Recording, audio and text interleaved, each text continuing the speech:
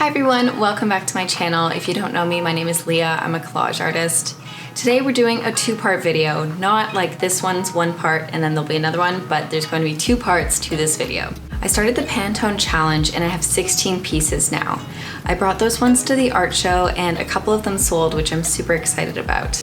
Now that some of them have found their homes, I decided to tell all the people that bought them that I would resin them. So this video is going to be showing making the last 6 that you didn't see in the last Pantone video, and then learning how to resin with collage on wood.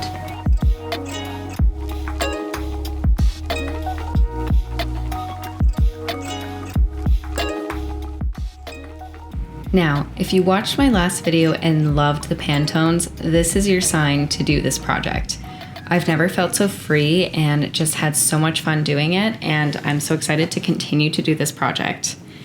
Even if it's not using the Pantone cards, I could see this being amazing. I was thinking about some other options that people might be interested in using.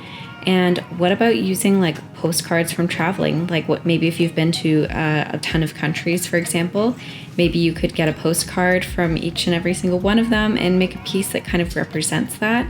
That one might be a little bit more like thought-provoking in terms of like the creation of it, but it would be like a really nice keepsake to have.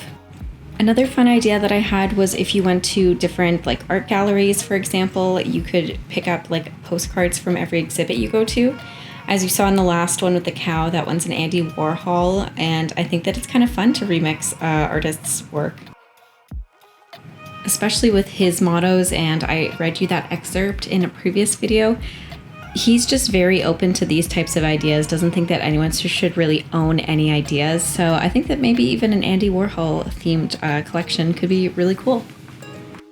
If you're not one for having a lot of like loose different pieces, I do recommend doing a junk journal as well. I think you'd get the same type of feeling from it, where you're just creating and just, you know, making whatever comes to you.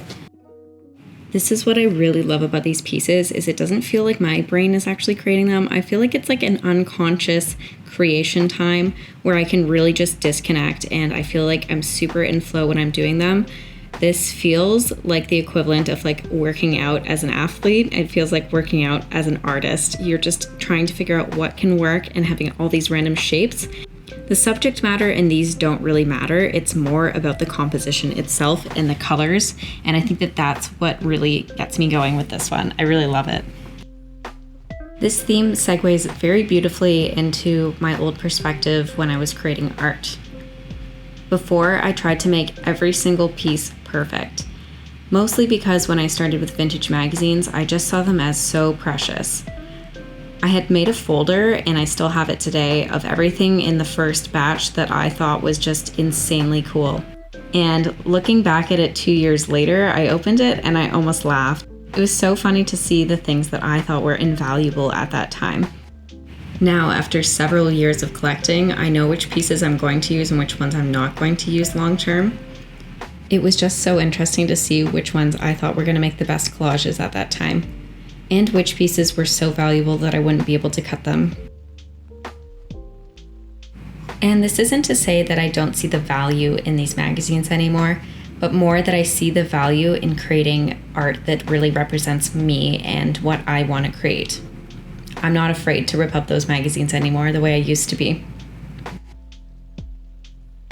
And now, funny enough, I see the value in all of these scrap papers. I've been collecting them so religiously since August last year, and I've just created some of my favorite pieces out of them, which is so cool to me.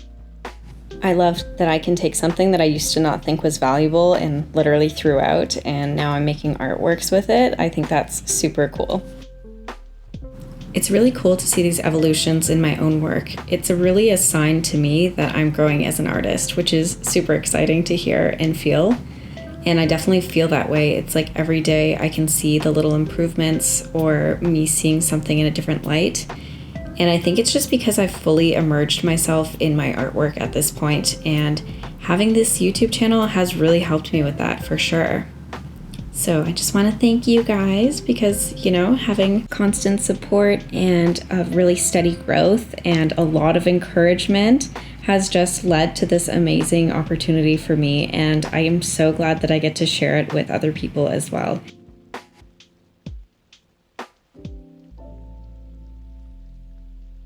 Although I'm a fairly internally motivated person, having the pressure to put out a video a week with your creations has made it a challenge for me for sure, in the best way possible. It means that I have to create something beautiful every single week that's worth putting out.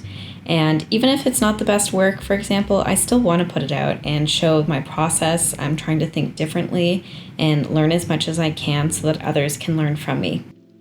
As artists, it's really important to be a forever learner. I almost see this as part of our jobs. We need to stay educated, we need to be on top of things, we need to be seeing new trends, etc. And we need to be trying different things. I think that if you haven't found your artistic style, what you can definitely do is just try more things.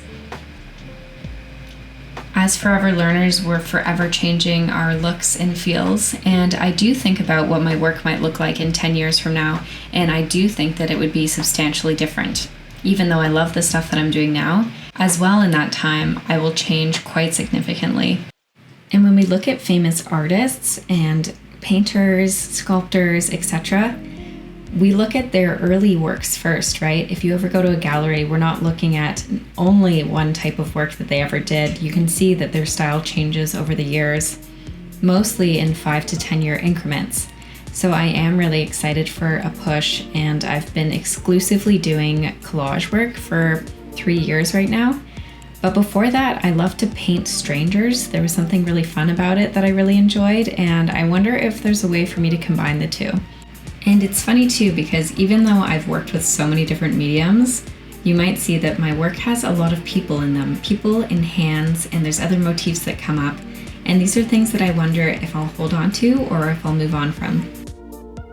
Before, you saw the first 10, and now here are the last 6 of them.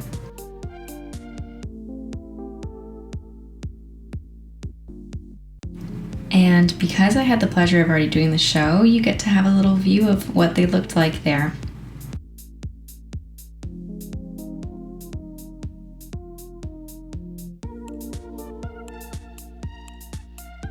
Now that we've created those, let's go ahead and learn how to resin using magazine papers. Now, besides the resin, there's a couple things that you're going to need.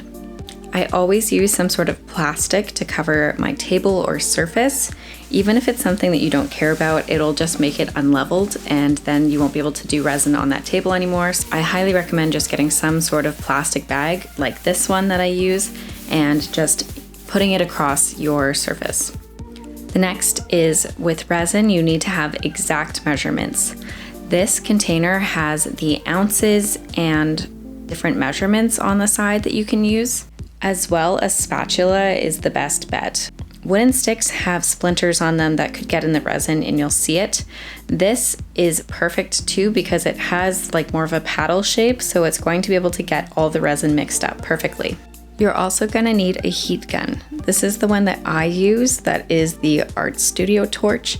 This is the butane that I use in mine. It was the only option there. I'm not sure if there's other ones, but yeah, nothing crazy. The next thing is just a safety mask. Although they say that's not toxic, I just don't believe that burning plastic could ever be not toxic.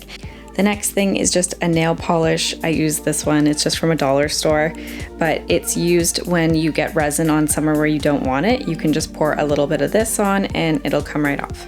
You're also not going to want the resin on your hands, so I highly recommend having gloves, and paper towel is a must unless you're perfect at it, but I just like to have it around in case I get it on something that I don't want it on. Before anything starts, I'm going to take my matte medium and I'm going to use it very generously on top of these pieces. Although usually I would say don't use a lot because they'll warp. In this case, it's way better to have them warp slightly, and then when the resin goes on, everything will get fixed, is what I've learned from my experience. I got kind of worried the first time I did it because I saw all these bubbles forming and I freaked out, but I followed the process, and the one that had the more medium on top of it actually ended up looking way better than the other one. Now, as I said, see how you can see these kind of turning up? This is where the bubbles are. And it's fine for now. You're gonna not see this afterwards, so don't worry too much about it. And my next tip is to wait till everything dries. So if you put the resin on top when the medium is not dry yet, like this, It'll stay like that, I think, forever, or at least until some sort of amount of it dries. I've seen it in issues in the past where you can see like the streakiness through it, and I don't know if that goes away or not. I just want to preface quickly that in the last video I did spray these with a UV protection spray, but I didn't know how that would affect it with resin, for example. And I mean, it showed here that there was still able to get some of the water based soluble through it. So I think that it's important to note that even if you cover it with something else, I would highly recommend just going back and doing a thick coat of medium afterwards. This is the resin that I use, and before you get started, put part 1 in a sink with hot water. Because this one is a thinner like liquid, this one is very thick, it's going to make it extremely smooth. So I would go ahead and before you do all of this, put this in hot water and then leave it there for about 20 minutes till you're ready to go.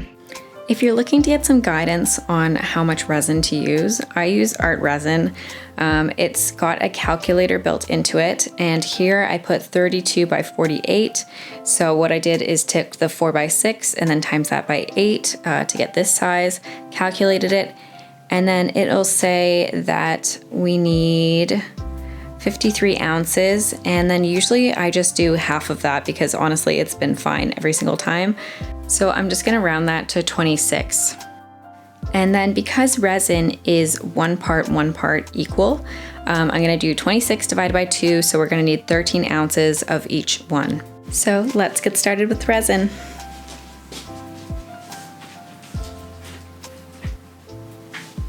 At this point, I am pouring 1-to-1 ratio into the measuring container. That will be 13 ounces of each one, and then we will get mixing. Start with part 1 and then pour part 2 directly right into the same container. Some people measure out part 1 and then pour it into part 2, but I find that this makes for an unequal ratio, so I highly recommend doing this way instead. And as we stir it, you're going to see that it's cloudy right now. Over time and the friction that we're creating, it's going to be warmer and warmer and mixing more and more together, and we're going to see it turn to a clear look. Also, if I didn't mention already, you're gonna make sure that you are wearing clothes that you do not care about while doing this. You saw in my intro shot that I'm wearing my resin shirt. This is the shirt that I wear every single time that I'm doing resin or DIY projects with spray paint or anything that's just like very dirty, messy. Now we're just gonna stir for 4 minutes. Make sure to scrape the sides and go as slowly as you can. See how much clearer it is now, right? My most important resin tip too is to not scrape the sides of the bucket. Even if you're going to waste some, it's going to be worth it long term. I've learned my lesson from that for sure. The resin on the sides will not be mixed properly, so then you'll have sticky spots on your pieces, so it's just worth throwing out some of it. When pouring, there really isn't a formula for how much you need to put on each one, but for this one, I'm just going to start with a big blob in the middle, and then I will use my glove. Make sure you have your gloves on, and then you're going to spread it out to every corner of every single one. And then you're going to see which ones need more. This one you can see is dripping, so that one definitely has like too much, but you want to make sure that it makes this perfect dome over it. The perfect amount will mean that it doesn't even go off the sides, but in this case I was doing 16, so it was a little bit more rough than I would have liked it to be. For next time, I would definitely mix in smaller batches when doing so many pieces at once. Now we're gonna make some creme brulee. When you're doing the firing, you're gonna make sure that it's not too close and you're not hovering for too long. You don't want it to have like smoke coming off of it, which I've had in the past, especially when working with wood. It could catch fire, right? So you're trying to make it just enough so you can pop the bubbles. And then afterwards, I'm gonna go through again and just make sure that there's no like holes or anything, fix them, and then do it again in a little bit. I'm not gonna wait too long. Remember, with resin, you're basically on a timer, so you want to do this as fast as possible, and if you feel any heat, that means that it's setting in and you need to finish very quickly. I didn't tape them, so you can see like here, there's a little drop forming, and I'm going to be going by and wiping those off, and then afterwards, we'll probably just need to give them a little quick sand so that it doesn't have that on the side. You can see we definitely put enough of the medium on top because there's nothing showing through really, just this tiny spot here, but you know, that's kind of cool. I don't mind it. And some of the other ones, like this one, for example, has a little bit here. But again, I think it's kind of interesting, to be honest. So I'm not too upset about anything that's happened or gone on that's different. This one has a bubble, so let's go and pop that quick. Okay, so I also was able to do the other ones just because there was so much resin left, and look how much is left even with that. So I definitely did too much, and yeah, I don't know what happened there with the numbers. But you can see now that they're all good. They're all dripping off, and I'm just going to be babysitting them for the next 24 hours. And here's the final results. I'm not sure if it's hard to see it in the video, but all of these have the perfect domes, which is amazing. Obviously a little runoff, so I'm gonna have to go sand those. But overall, these look like a lovely glass coating, and I'm really happy with how they turned out. What do you guys think?